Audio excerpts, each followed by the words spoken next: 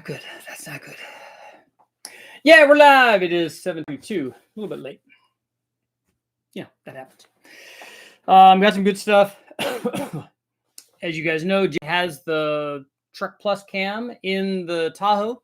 That thing's up and running on the dyno. I'm almost done with the editing on that video. That should go up tomorrow. So that will be good with the dyno results and all that stuff. But a lot of the guys on the live feed have already seen that because you guys get all the Tiger cool stuff. You guys get it for everybody else. It's pretty warm up here. Just got back from a run with the dogs. So tonight we want to talk about, I've got a few things. The thumbnail that I have up is a set of wheels and tires that I'm trying to help somebody sell. They were on a GTO, a young lady. I'm helping her sell them. Her husband passed away, and so we're trying to help her get rid of a bunch of stuff. There are 225 45 8 ZR18 tires. It's an off-brand of tire. And 18-inch wheels are probably 18 by 7. I'm guessing by a 225, might be 7.5, something like that. I can measure them exactly if you guys are interested. But hit me up, send me an email if you guys are interested. Let me know if anybody's interested in the wheels and tires. They have a like I said, they came off of a Pontiac GTO, like a 69, I think, or a Ventura. So they're going to have a GM bolt pattern, and so they'll bolt onto GM stuff. They look nice. They're in good shape. The tires are, they're hardly any tread off of them at all. They're newish, let's say. So they're in good shape. It'd be a good thing, inexpensive to put on there and spice up your ride if you're looking for wheels and tires and looking for a good deal. I know everything now is, if you were to go buy wheels and tires, especially get them all mounted, balanced, and all that stuff, you'd probably spend more on mounting and balancing than we would just sell these wheels and tires for. So there's some good stuff. Also, Jimmy might have gotten that on today. Was putting the Trailblazer SS intake manifold on there. So we're comparing that to the 05 53 that he has in the Tahoe. Originally came with a early truck, the 3-bolt style intake manifold, and so we'll run the Trailblazer SS in the real world, on the chassis dyno, like the real world people want to see it. So we'll compare that. And then I think he also has, I think he's going to use it with an adapter in the smaller throttle body. I might send him, we could do this at a later date. I might send him the 90 millimeter throttle body that I have. And then, or he can try to source one, and we can do that comparison again. The 90 millimeter throttle body compared to the 78 millimeter throttle body on a cammed 5.3 was like 4 horsepower. It wasn't a bunch. So you could use the adapter and using the existing throttle body. His is a drive-by-wire. You could also use the early 3-bolt, drive-by cable or manual throttle bodies, I called them. You can use that on a cammed 5.3, and you're going to be missing out a very tiny amount of horsepower. Most of the power gain that you get from the intake manifold is the intake manifold. The intake manifold, the Trailblazer SS, is definitely better than the early truck manifold. And then if you wanted to go, whole hog, then you could put the bigger throttle body on there and make that work. Particularly if you have one of these later vehicles where you have a drive-by-wire, computer and harness and all that, you can get all that stuff worked out. Because you'd have to buy an aftermarket, like manual 90 or 92 millimeter throttle bodies to go on there, like we run on the engine dyno a bunch with a Fast or a Holly or a Sniper one or any of those. You could get some of those. Some of those are reasonably costed, so you could get some of that stuff if you have an early manual one like I have for my truck. If I was going to put a Trailblazer SS on there. So he'll do that test, and then the turbo goes back on, and then we'll start doing some turbo testing with the Truck Plus cam, which we know is going to do well because we know about every cam. I still get it's really, really funny that people in the industry, particularly people that view themselves as higher ups in this industry, they don't want that to be the case.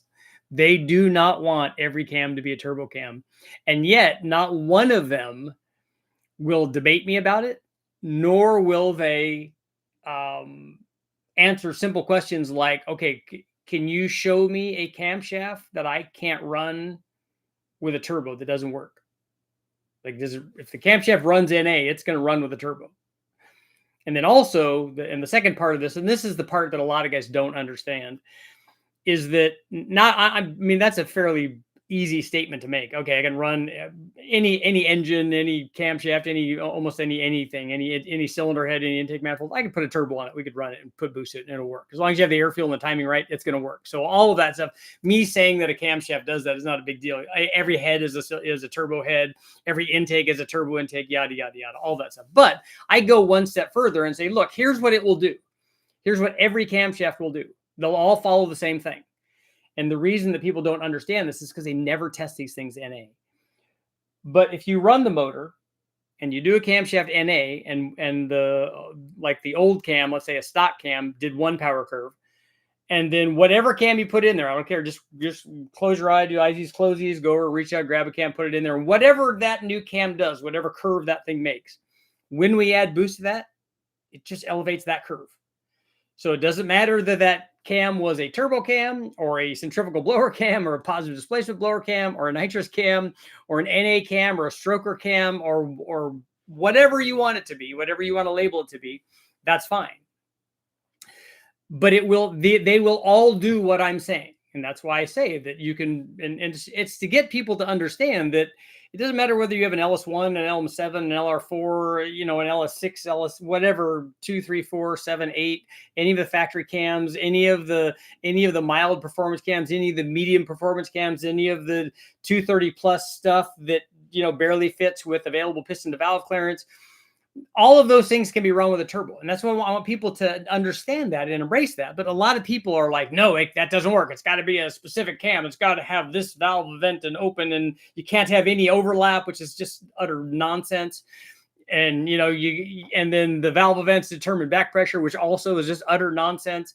We get lots of people that want things to not be true, but they are. And as I said, I always ask them the same thing. Okay, look, you're telling me that you put a turbo on here with a camshaft, and then you changed the camshaft and you picked up power. I said, did you test it NA? No. I said, well, I can almost guarantee you that if you change the camshaft and it picked up power, with your turbo cam, that would have also picked up NA power. Because that's all you did. You just increased the NA power, and then now it's making more power under boost. Because that's what happens. At least that's what happens every time that I've ever tested it. And I'm sure that I've run that particular test where we run it NA, we run it with a turbo, with a stock cam, and then we put a different camshaft and also run it NA, then also run it turbo. I'm sure I've done that test than most everybody in the country. I've done that more times because people don't do that. And that's why they don't understand this. Like, yeah, if you make the NA motor more powerful, guess what happens under boost? Like, good things happen, but they don't put those together. Oh no, it's valve events. It's because we changed this intake opening and this intake close. I said, it's not any of that. It's that you increase the power. You made more NA power, and they just cannot, because they never tested it. They cannot come to grips with that. So enough on that. I have some other things too that we're trying to get rid of. I just want it out of the storage area, help this lady out, get this stuff going, get some Pontiac heads and blocks and things like that. So if any Pontiac guys are out there and you guys want that stuff, please let me know. We have the transmission, the Muncie 4-speed transmission, and the pedal assemblies and all that for a conversion from an automatic, because he was going to make it into a manual transmission, which would have been very, very cool. So all that stuff. So let me know. Also, like I said, Jimmy's working on both the Truck Plus cam testing with a turbo, and then also the Trailblazer SS. And so we'll be doing that, and we'll be doing some, also in addition to the chassis dyno stuff, which we'll be doing, we'll also be doing some street driving with it, and that will be good. We've got now lots of turbos out there, guys running around, guys taking them to the tracks and stuff, and all that seems to be working out good. Just got a message from a guy running 9s with a single 3584, so he's doing good. Now wants another one, because once you start getting up to a fairly high boost level, you shouldn't be running that turbo there anymore, because it's not designed for that. So, but if you add a second one, and you only have half of the exhaust going to the turbo, and now you're up in a range where you want to make 4-digit power levels, that's how you do it. Put a G42 on there, put 2 3584s on there, and away you go. We will have tunes very shortly. might be here. I'll have to talk to Jimmy and see. They might be here tomorrow. We'll find out. Also, wastegates will be in very shortly. So we'll have those. We've done a bunch of testing on those. I don't know about.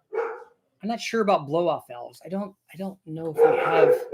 Don't know if we have those. We do have valve spring tools, so those might be up very quickly because Jimmy did some testing on those with the stuff that he had to take apart.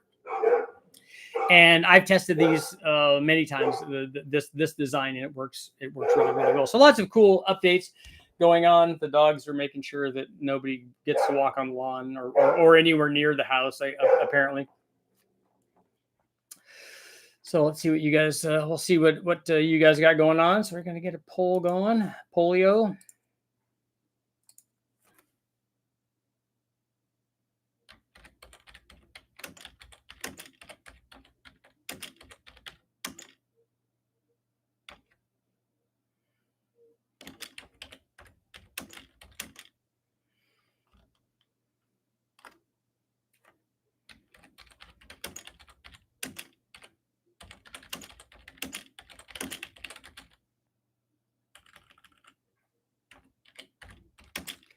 Heater motor.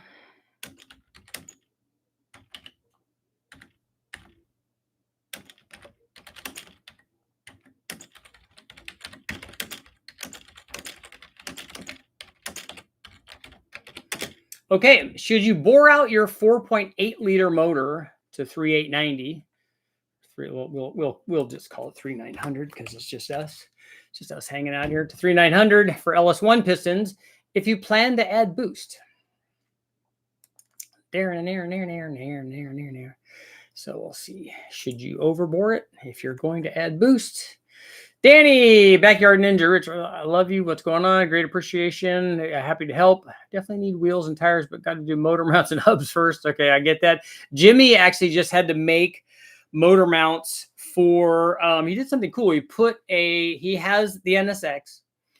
He already has a J35 swap in it that's all modified and boosty, chock full of boosty goodness.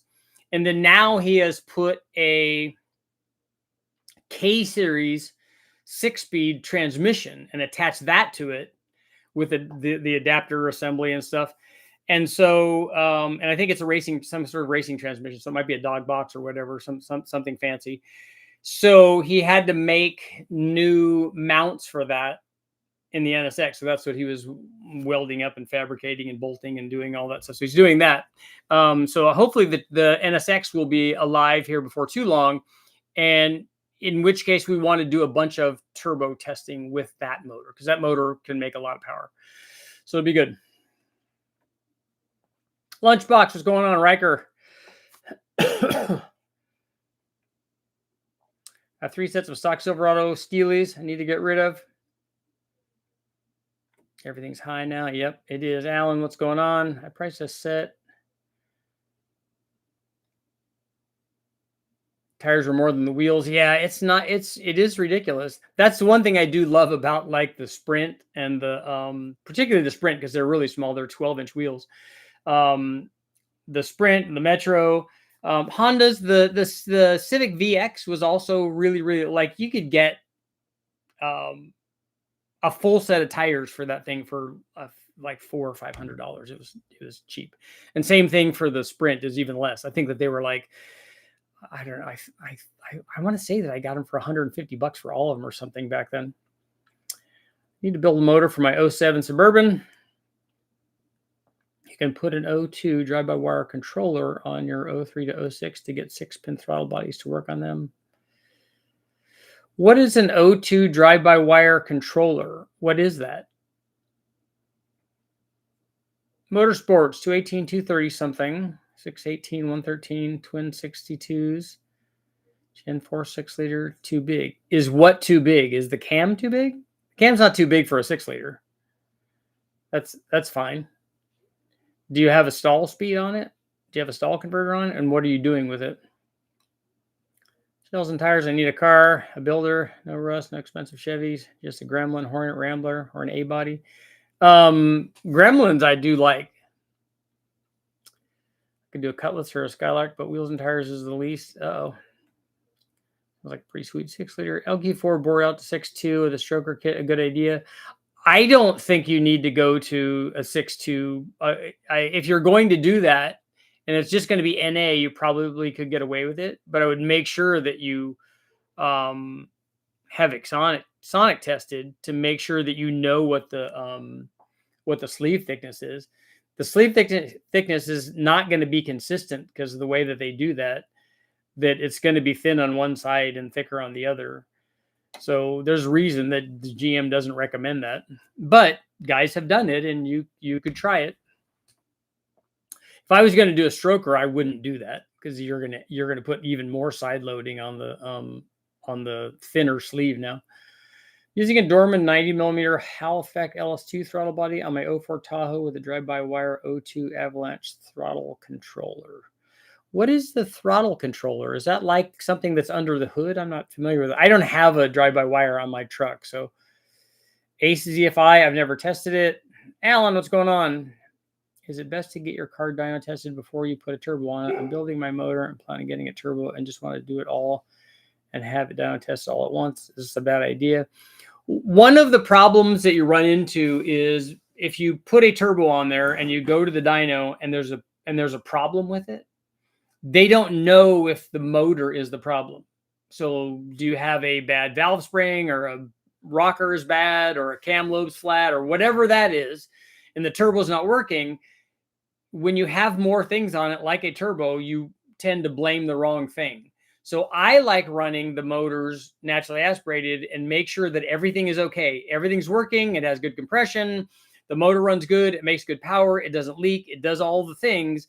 And then when you put the turbo on, if you have a problem, you know that it's something that you did after doing the NA stuff. You know that now that it's turbo related, it's got a leak, whatever, the turbo seized up, or whatever the problem is, you know that it's turbo related and you've isolated that. 81C10, 0253 running factory ECM and harness, runs well. What would you spend $1,000 on total, just a daily driver? A cam and springs and tune probably would be what I would do for that. I rarely hear any Ford stuff, mostly all LS. Well, I have hundreds of Ford videos up, so you could go take a look at those. And the first book that I wrote was actually on Fords.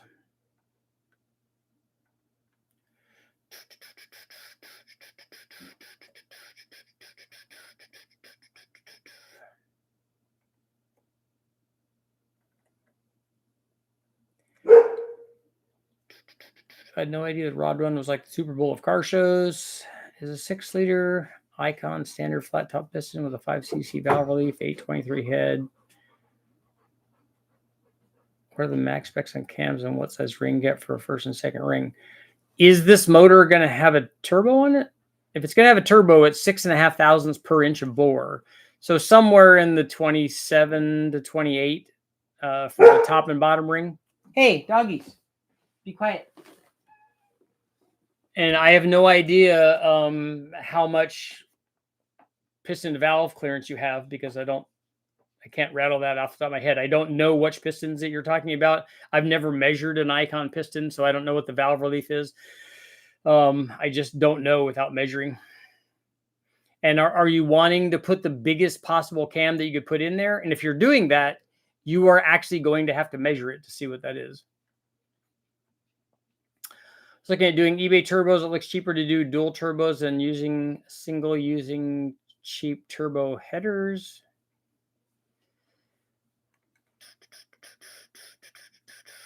If I just skip the 4s and 5.3s and boost 6-liters, that all works. Yep. How long does it take to see the whole show? Just skip the 4.8, 5.3, 6.0 and get a 7-liter or an 8 or a 9. I have to buy piston rings for a 302 stage 2 cam and heads, which I look for. I don't know that the piston rings have anything to do with the stage 2 cam and heads, unless those are also things that you're buying. You have to tell me what you're trying to achieve. If you're asking about cams and heads, the rings are going to be specific to whatever piston that you buy, or you already have. And then I would go to Total Seal or somebody if you're pistons for some reason didn't come with rings. And then if you're asking about heads and cam, that's going to be dictated by what you're trying to achieve, how much power you want to make, what's the application, where you're using it for. Is it a stick or is it an automatic? Is it a daily driver? Is it, is it a turbo cam? Think of a Gen 6 454 to build for my Monte Carlo. Nice. 70 Monte. Will any big block hydraulic roller cam work in it with factory lifters, or do I need Gen 6 specific cam? You will need a Gen 6 specific cam because the snout on a Gen 6, the cam gear is different than other like retrofit hydraulic rollers. None of the other ones came with hydraulic rollers.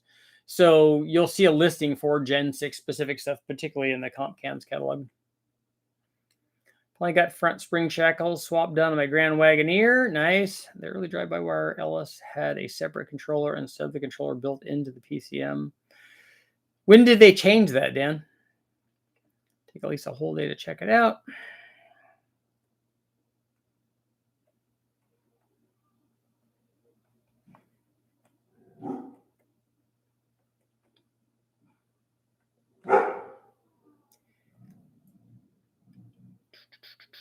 Thanks for the knowledge with the LQ4 and LS. Leave it stock or put a stroker kit in, leave it alone.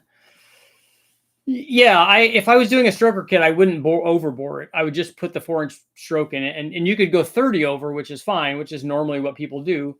And then if I was putting boost to it, I wouldn't do any of that. I would just put boost to it. It's the box that the pedal connects to and converts the signal to the electronic throttle body and tells the ECU information about the throttle body. Okay. Early Gen 6 drive-by-wire had a separate throttle controller on the firewall. Later, it was in the ECM. Okay. So 05, his would probably be early then, right? Against Richard's recommendations, I bored my 6-liter to 6.2, then stroked it to 6.6. Haven't run it yet, but that's why we test. Kind of the whole turbo cam argument.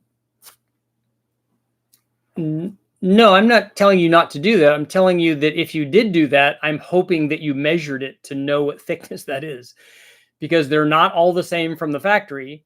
And then if you bore them, then you might have a thin one. It might work fine, but it's better to know what that thickness is than just go, oh, I just did it, I'm going to find out what happens.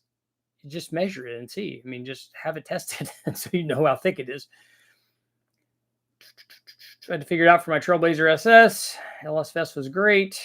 All Gen 3 drive-by-wire ECUs with 2 big connectors have a TAC module. It goes in the same place as a drive-by cable. Cruise control module is under the hood. Okay.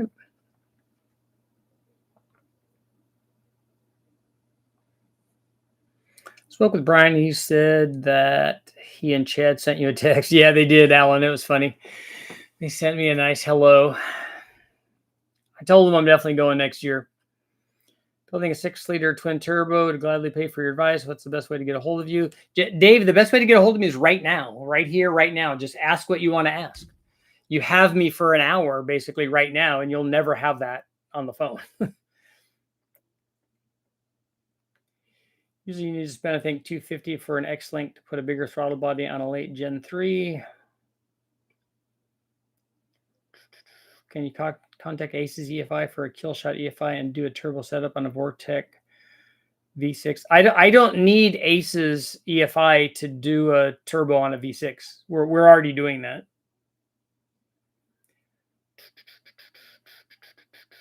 $20 eBay X-Link is good. What's better, aluminum block with a 6-bolt main or steel block with a 6-bolt main? Which aluminum block and which steel block are you talking about? And what are you trying to achieve? Because if I wanted to make a lot of power, I would use any of the iron blocks or the 5.3 aluminum block, like 1,000+ horsepower. I would use those blocks that I just talked about. Or, and I wouldn't use an LS1, LS2, LS3 aluminum blocks.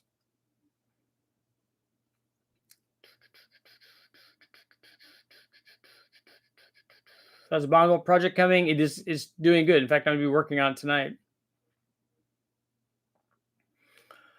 What length rods would make a 5.3 crank fit 4.8 flat tops?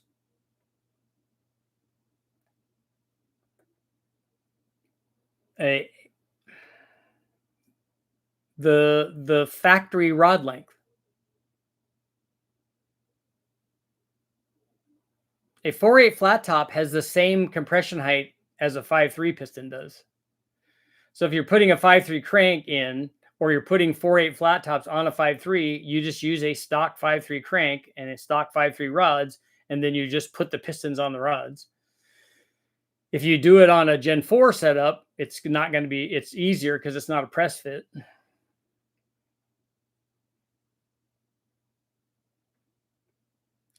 302 is going to be a stroker. It's got 30 over pistons. I'm going to have to get new rods for due to stroke. Might also have to get pistons too.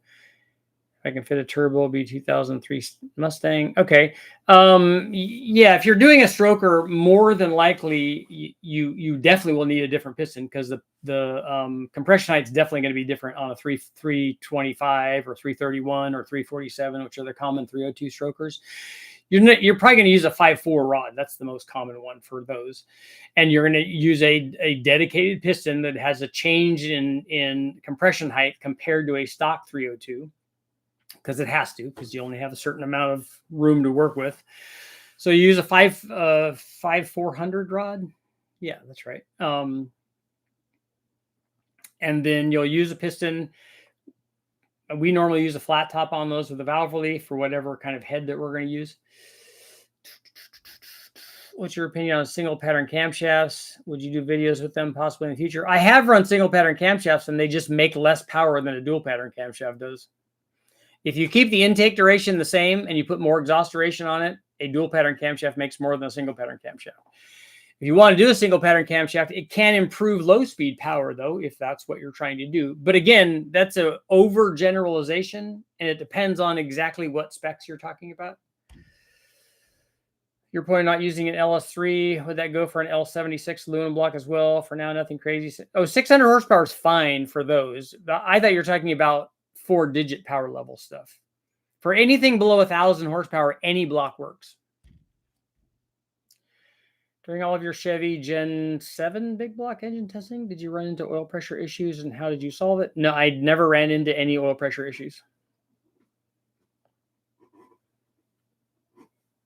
I would say it's not necessary to bore it out, but added cubic inches is always welcome. Yeah, not at the cost of reliability or catastrophic damage, though. Like I said, the machine shop should be able to tell you how thick those sleeves are.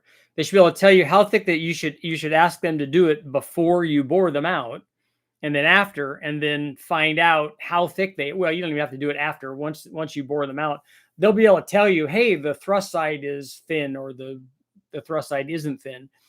And right now they're 180 thick, or they're 200 thick, or they're 60 thick, which would be bad. They'll be able to tell you the thickness, and then they'll be able to tell you whether or not you should do that. How's our poll doing here? Should you bore out your 4.8 motor to 3,900 if you plan to add boost? No, that would be the correct answer. Well, it's my opinion of the correct answer. That is an opinion and not a data-driven thing. It is an analytical thing for me, in that boring it would make it bigger, and so it'd make the motor bigger. So you could improve low speed response if that's what you're trying to do. But ultimately, whatever turbo you put on there is going to decide the power output. The more power that I was trying to make, the more I would think about doing that. But at any sort of reasonable power level, it's just not necessary to make that power. Like if you want 1,000 horsepower, I wouldn't bore it. I'd just put a G42 on it and go with that.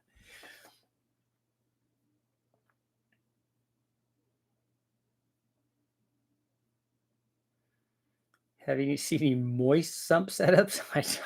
That's the first time I ever heard that description. Boring a 4.8 would cause high revving. Would it not with a short stroke? No, it wouldn't cause that at all. It wouldn't change the RPM at all. Like a stock style oil pump, but it picks up from an oil tank rather than the pump. So it's a it's a remote wet something. Is that what you're talking about? Are the sleeves thicker in a 6.2 versus a 6.0? Yeah, a 6.2 is going to be an aluminum block. Oh, well, they have 6-liter iron or aluminum blocks also.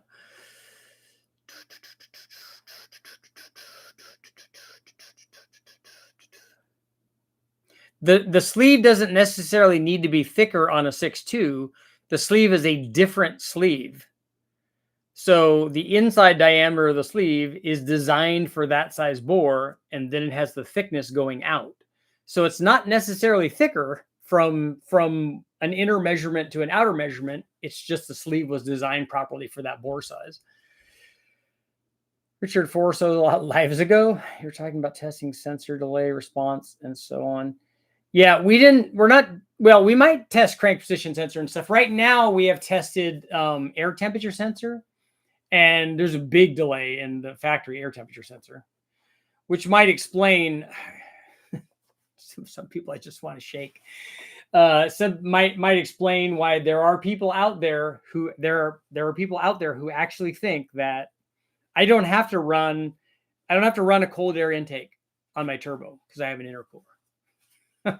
I'm like, yes, please don't say that out loud to people, because anybody that knows anything about turbos and cars and performance will just laugh at you, and they will know that you shouldn't be doing work on their car, because that's nonsense. That's like saying that my intercooler works so good that the discharge temperature coming out of my intercooler is the same at 5 pounds and 10 pounds and 20 pounds and 30 pounds. That's not the case. So if you increase the air temperature going into the turbo by 100 degrees, which is not unusual given a closed hood and fan wash compared to an open hood and a test on a chassis dyno, it's not unusual that you could get an added 100 degrees. So if you increase the temperature going into the turbo by 100 degrees, one thing is you have fewer oxygen molecules, which is not a good idea. You have skyrocketed your detonation potential, and the discharge coming out of your intercooler will 100% be hotter. It can't not be. An intercooler doesn't work like, oh, I've got all this reserve in reserve. So it doesn't matter if I'm seeing 100 degree air, I'm going to keep it at 100. If I see 200 degree air, I'm going to keep it at 100. If I see 300 degree air, I'm going to keep it at 100. An air-to-air intercooler does not work like that. And that's the thing is, and getting some people to like get over this hurdle that they have of ego that stops them from learning. It's just, like I said, sometimes you just want to shake them. Have you seen before the highest point of failure in the engine aside from head gasket? What have you seen before the highest point of failure? I don't know what you're asking. What are you asking?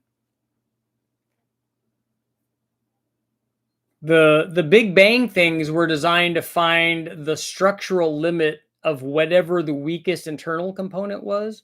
Turns out that it's connecting rod or piston is on a stock bottom end. None of those things were designed for, if you have a 5.3 or a 6.0 that was making 310 or 20 horsepower, let's say, an LQ4 or something, and then you make 1,500, the piston and the rod were not designed for that.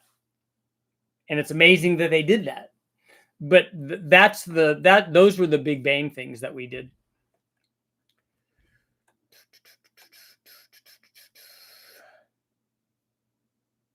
Remote wets up is a good description. Also, 1,000 horsepower needs an expensive enough clutch for me.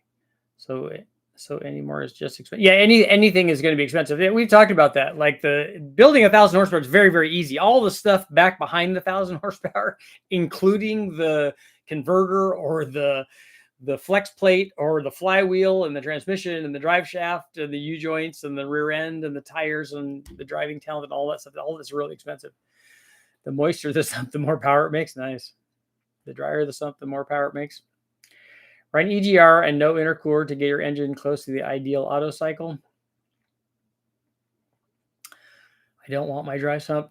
I like having oil in my oiling system. Dry sumps are really the way to go. And I mean, every road racing motor has dry sumps. So that is definitely the way to go. So that you don't have to worry about oil starvation from, especially from high cornering G's and stuff, and deceleration and braking, acceleration. Less probably acceleration, but definitely braking and definitely side loading from high G stuff, especially wing cars and stuff. Dry sumps are really, really good to make sure that it always has oil pressure and that it always has enough and it's all right and stuff. But it takes some to set set those things up. Metal shavings make bad lubricants, even like really small ones that are impregnated with moly.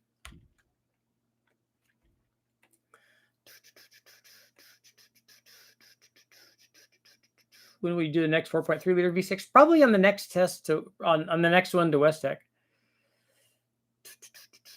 Metal shavings are just uncontrolled bearings. They're extra, right? We've turned into cavemen. Anyone running an NP203 transfer case long term? Prestige would like to know. I have a set of stock PONTIAC heads. Should I install the BTR 560 springs and tap it for screw and studs, or should I purchase the Skip White eBay heads? I think you could I think you'd have to put a lot of work into even stock Vortec heads to have them be the equivalent of what a set of aluminum heads are going to give you. I don't know that you get there. I think you end up spending more than you would on the aluminum heads to have, and the aluminum heads are going to be aluminum and they're going to be light and they're going to suppress detonation. They're just going to be better. They'll probably be more, but they're still going to be better. Just seal the engine compartment and make it a freezer. I remember during a race, we picked up something that put a hole in the oil pan, pitted, made an epoxy patch. Dry sump allowed me to fix it without shutting off the engine. Nice. My 96 Ford van still running and operational. Nice. Dry sump also allows you to lower the engine. That's true. Get that low. That's a big, heavy thing that you're moving. That's important for handling. Should you bore out your motor if you're going to put boost to it? No. 62. No on the 6 deuce. I do want to run another 4.8. I don't know. Just every once in a while, I get that 4.8 itch and want to make it happen. But also, the more right now, the 4.3 is what I'm thinking of. Has anyone ever dry sumped an auto transmission? Need a Ford 6.2 on the dyno.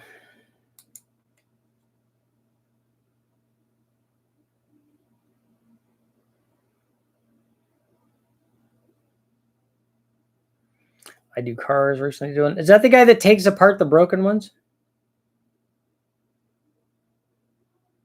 GM 1480s or dry sump. Where's the pump on those, Dan? He thinks it'll make 1,000 horsepower. He's going to run boost on it. I mean, not if it makes good power, it should be not hard to get to 1,000 horsepower. If it makes 400 horsepower, it should be pretty easy to get to 1,000.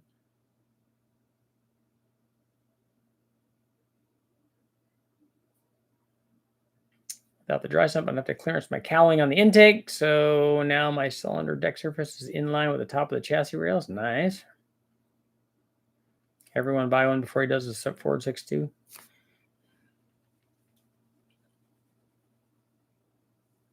Throwing down that grenaded. Yep. You have any experience with the built 4L60E? You keep hearing the only grenaded anything over 400 horsepower.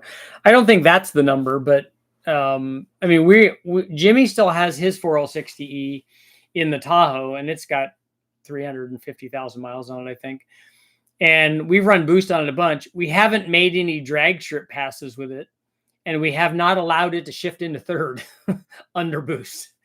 We've only done third gear roll-on pulls, and then or second gear pulls. We haven't done full, like put it to the wood and have it go in and shift in all the gears, because we're pretty sure that that's going to break.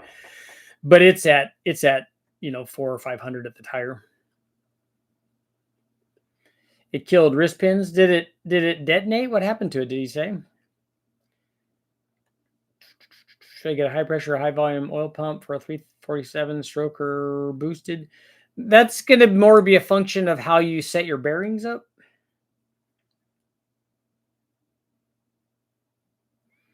.62 single overhead cam, I'm assuming. If so, it's a modern camera. Buy all the Ford 6.2s so that we can make bank when they're revealed to be the ultimate performance engine.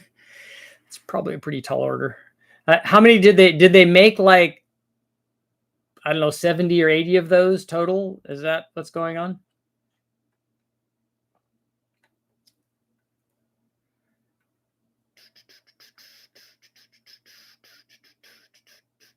A set of 351 E7 heads. I'm thinking about putting on my low output 83 351.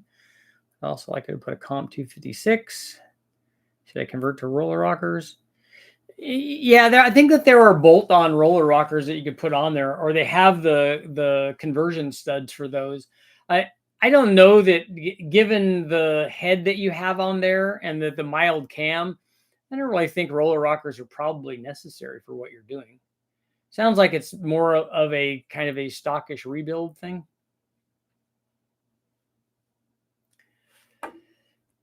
Third gear's a life changer. Yeah. Are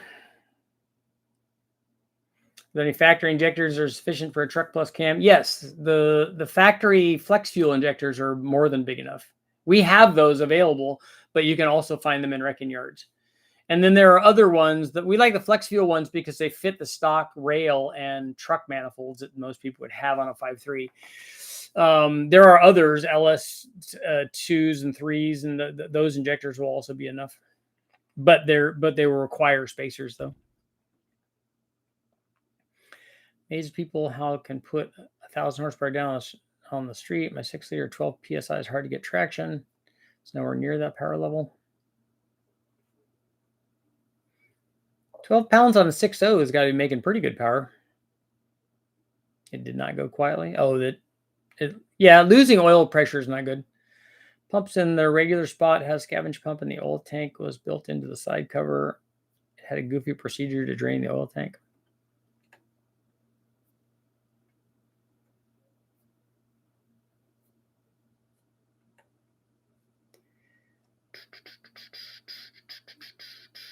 What's the best cam for a 4.8? What are you trying to do with your 4.8? They made millions of 6.2s. I've never seen one in the dyno in any sort of wrecking yard. Not as many as LS's.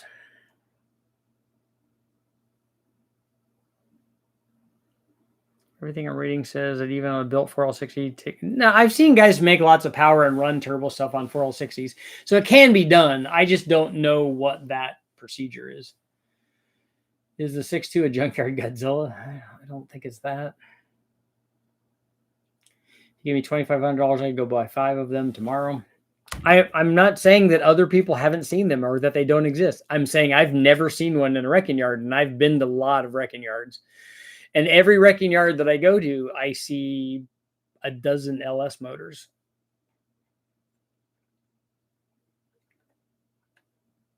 Is there any point to running larger gap between main bearings, rod bearings, and crank for purpose of moving more oil at lower pressure? I see most people raise pressure and thicker oil. You increase bearing clearance for RPM and heat, which is common on race motors, but I don't think that I would do it on a production motor.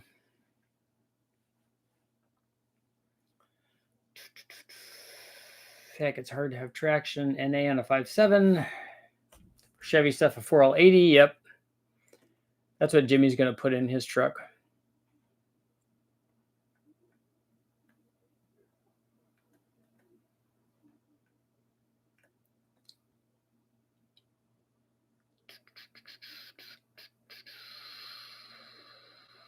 I don't know how much power it makes. Oh, 93, 14 degrees of timing, stock bottom end, 4th gen, rec port heads, and chopper copper cam. That's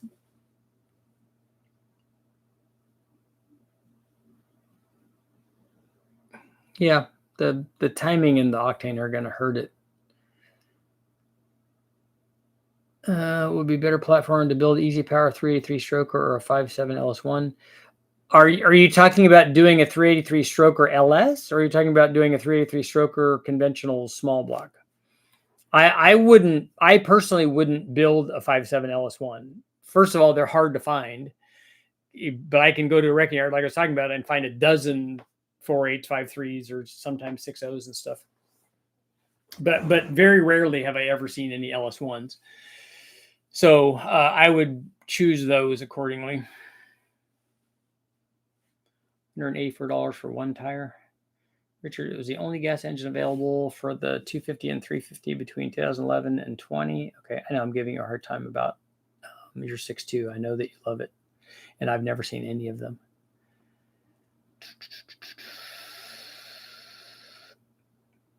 You have seen them, you just don't know it. I can 100% guarantee that I have not seen one in a wrecking yard.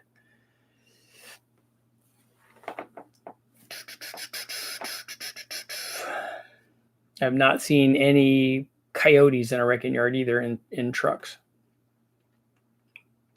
I have an 89 S10 4.3 V6. I want to upgrade the internals, but don't know what type of piston to use or cam. Any recommendations? Yeah, the comp and people have an 89. Yours is going to be a flat tappet cam, so there's lots of those cams available for 4.3s. There's a bunch of those available if you just go online and search.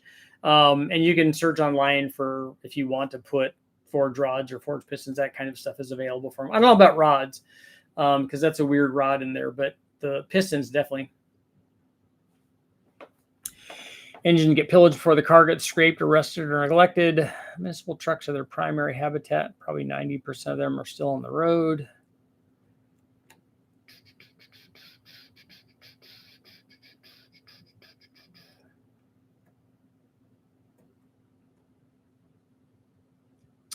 I got lucky and found 6.2 in a U-pole and yard. Regardless, I got to say I got it right then. Only one I know of in a local yard. It's not uncommon to see with 300,000 miles on the odometer purring like a kitten. The 6.2 have the same timing chain as a 5.4. A 6.2 is not the. I don't think that's the same like front drive assembly as the earlier modular stuff. 5.3 is good enough, especially for cost and availability. LS1, Gen 4 Camaro, Corvette. How much would a 5.7 LS be worth? The engine has no more than 38,000 miles on it. I don't know what people would be willing to pay for it. To me, a 5.7 LS1 isn't worth any more than a 4.8 or a 5.3 or a 6.0 to me. It's not desirable. And maybe if somebody was putting something together and they wanted that, but it's not worth it to me. And so you'd have to find somebody that it's worth more to. Saw a 6-liter Chevy truck for $500 near me. Rusty, but supposedly running. Yeah, as long as it's running, you just get rid of the rest of the truck. Unless it's got it might have a 4L80 in it too, right?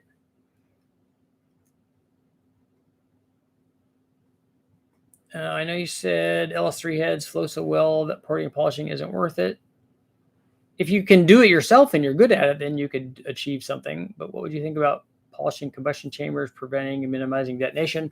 I don't know that you're going to do that. I mean, polishing them can help that, but only if that surface finish is what's causing the detonation. That might not be it. If you're talking to an engineer who made assembly line of converter belt transmissions, he said that pulling a 15-inch vacuum on their gearbox reduced friction by 50%. Never got to try it. I've seen the shells of 6.2s once lived in a junkyard. Any help with upgrading a 4.3? Yeah, like I said, you should go online and search for the stuff that you need. I don't know what you're trying to do.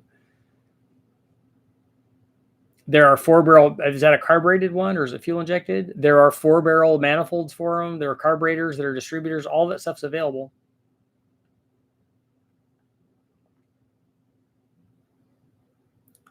.62 is scaled up about 40%, almost in every dimension.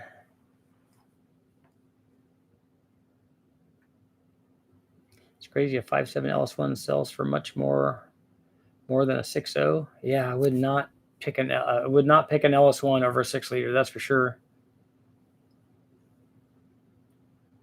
Same engine mount and bell housing. like how the Godzilla is to the mod motors. Imagine finding an LS6 in the wild, an LS6 big block or an LS6 5.7. Either one of those would be a good find. Scaling on the 6.2 includes timing chain. I have a stock 350 short block Chevy. Should I put a mild cam in it for more power? Yes. People ask crazy prices for LS1s.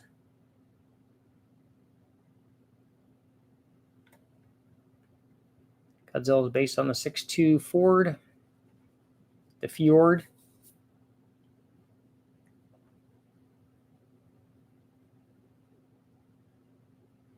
L6 Gen 3, even the 427. Well, the LS6 big block would have been a 454. Put a Godzilla crank and rods on 6.2 to make it a 6.8. That stuff interchanges. I didn't know that the 6.2 was even the same kind of motor as the Godzilla is.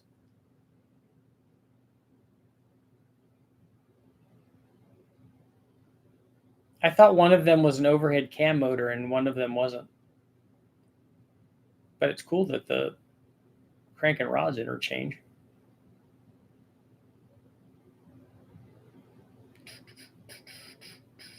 Godzilla's push rod, yep. That's what I thought. Experience bliss.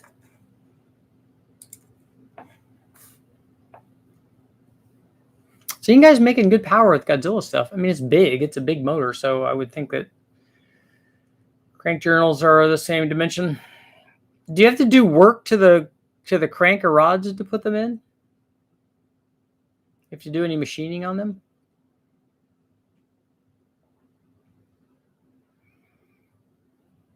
LS6s were, yeah, 11 or 11 and a quarter. Working on an RV with a Ford V10 in it. Do you prefer LS over small block for build? Seems like YouTube channels favor small block builds over LS. Some YouTube channels. Well, there are probably people that might specialize in one thing or the other. I don't. I test every sort of engine that I can get hold of. There are lots of them, obviously, that I haven't. I can't test all of them because I just don't have the time and the wherewithal to do that. But I have run lots and lots of small block stuff, lots of small block Ford stuff, lots of LS stuff, lots of not enough Ford big block stuff, but Ford big block stuff, lots of big block Chevy stuff, lots of Mopar stuff. I have that 360 Dodge, lots of Gen 3 Hemi stuff, lots of import stuff. Crank has to be trimmed on the snout for an oil pump. If the bore centers are the same, the drones are the same, I don't see why you can't change them around. Matt, what's going on? Godzilla oil pump doesn't fit the 6.2, and the 6.2 oil pump has a smaller gear bore. Why does anyone build Ford V10s? I would really like to do a test on one. Just because it's a 10. You know, 10 has got to be better than 8. Not as good as 12, but you dry sump it. Isn't the Godzilla 7.3? Why would you destroke it? See, Alan, so you can get the revs up, man. like destroking your 6.2. So I appreciate your videos.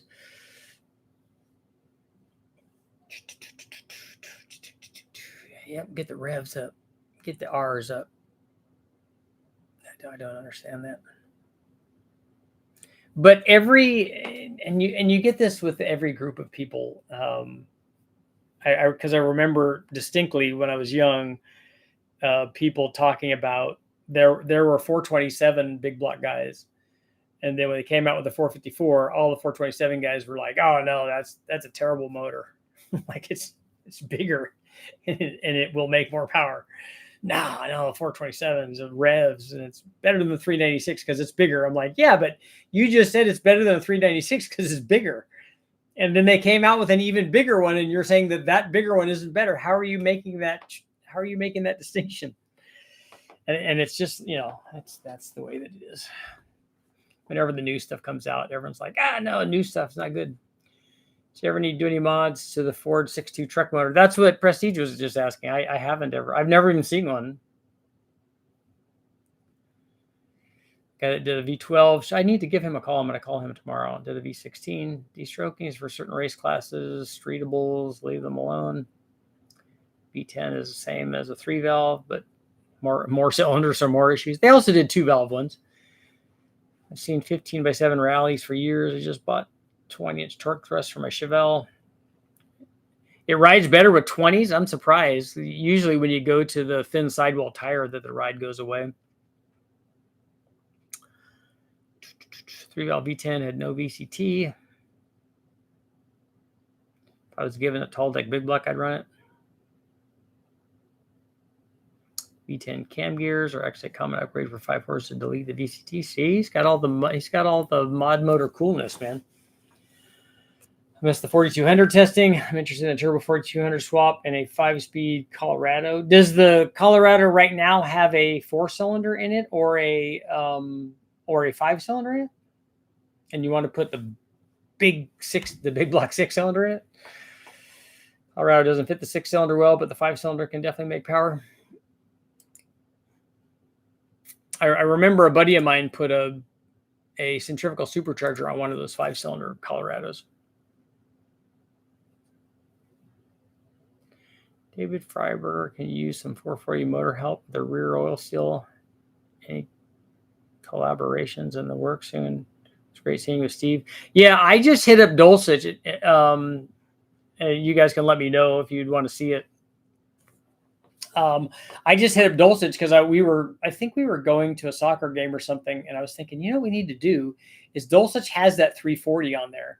And it has those airflow research heads, which is a shout out to the airflow research guys and the Brian Tooley guys and the Vortec and Scat and all the guys who are helping out with the channel. Thank you guys very much. But he has that motor, and I think it's still sitting on the dyno. And what I want to run is a small block Mopar intake test. So I want to run an original, not original because I don't care about that, but I want to run a tri-power intake manifold, which he has. And then I'd like to run the RPM air gap, maybe with and without a spacer, a carb spacer on it. And then run a single plane manifold like a Victor Jr. Torque or Tarantula or whatever he has there. Just run a couple of the small block Mopar intake manifolds on it and see how they all compare.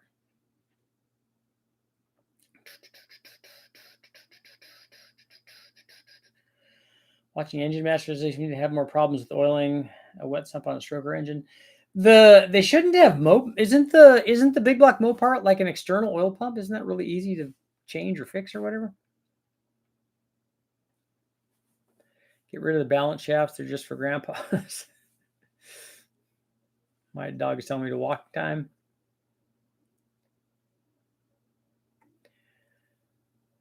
I wish to build it yourself. We got in the motor too.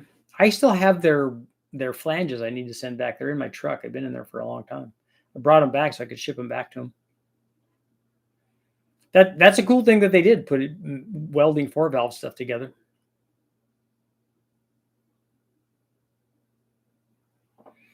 That's cool.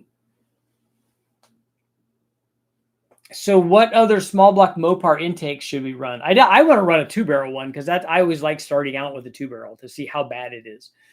And then I like running, I'd like to run a factory 4-barrel one, which I'm sure he has to have. I wonder if he has any thermoquads there. Would you use a Chevy 8.1 gas engine or a 5.9 Cummins and a dually to pull trailers with? Probably a diesel. It'd get better mileage. Thunder's the dog's name. Would an R5 P7 intake work on a regular Hemi? I don't know what that is. Is that a racing thing?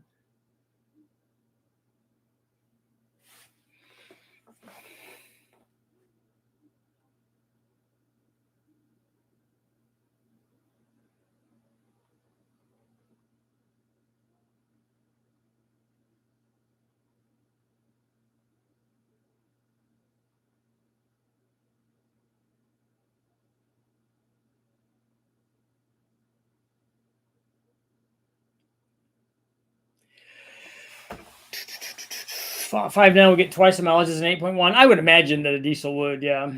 60 pounds of muscle. That's about what our Goldens are. I think that Bruno was 66 and Brady was 65. Talk one of my customers in an 8.1. That would outpull any stock diesel at the time, but will eat you out of house and home. He still loved it. Oh, it's the NASCAR Dodge engine. And you wonder if that intake manifold would fit on a Hemi? I don't know why it would fit on a Hemi. Turns 3 in October, super jumper. That's good. I love watching the Belgian Malinois, all of the stuff that they do. It's crazy. And they're so adorable and feisty as puppies. Got 1 more minute. So our poll shrunk down to 59% saying no, don't bore it out on a 4.8. Not all Dodges are Hemis. Yeah, we got that. I have 1 Dodge that's not a Hemi.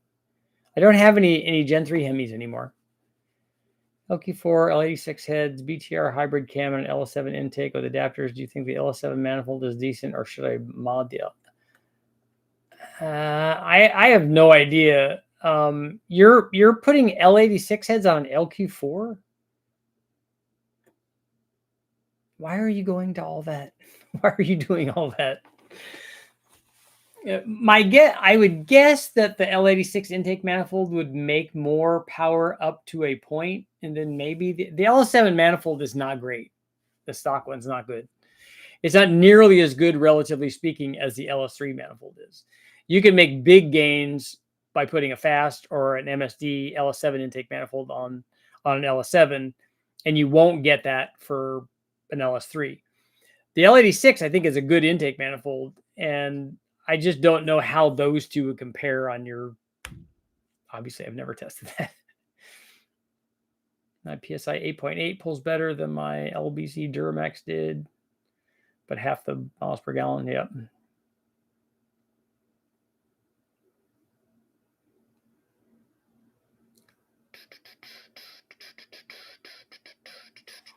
Yeah, if you have a 14-year-old, make sure that they get lots of love.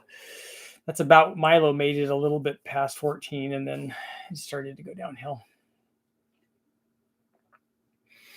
On that note, it is time to go. Thanks again, guys, for everybody showing up. Thanks to all the people that support the channel. That's awesome. We'll have more cool information and a video up tomorrow. End.